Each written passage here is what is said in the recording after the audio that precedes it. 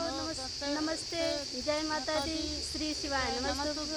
और आप सब अच्छे हैं, ऐसा मेरा उम्मीद, ऐसा मेरी भोले बाबा से प्रार्थना है कि आप सब जहाँ रहें स्वस्थ रहें और मस्त रहें। तो हम आज लेके आए हैं कजरी का उलारा, और भाभी हैं, चाची हैं, बुआ हैं, सबके साथ आप सबको सुना रहे हैं। कैसा लगेगा बताना जरूर। ऊपर पटना नीचे पटना, पटना एक गाँव लो, अरे वही रे पटना में बाबा कइले ब्याह लो, अरे दिनवा दिनवा की दुल्हा बड़ा नादान लो, बाबा जी के चोरिया चोरिया भैंसी दिए पठाए लो, दूधवा पियाई सासू दुल्हा की सयान लो, बड़ी माई जी की चोरिया चोरिया सरसों दिए पठाए लो,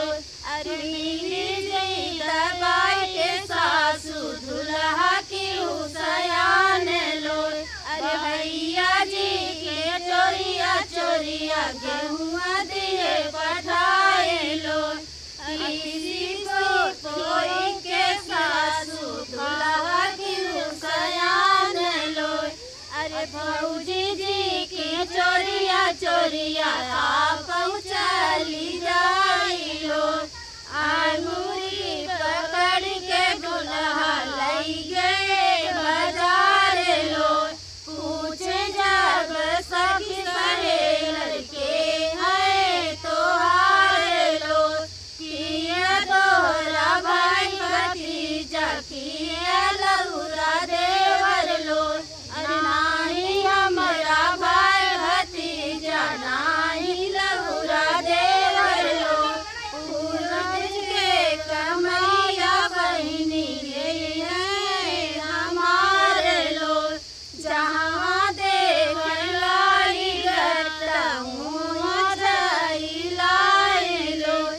जहाँ देख लाई दुल्हन मुँह जाई लाई लो,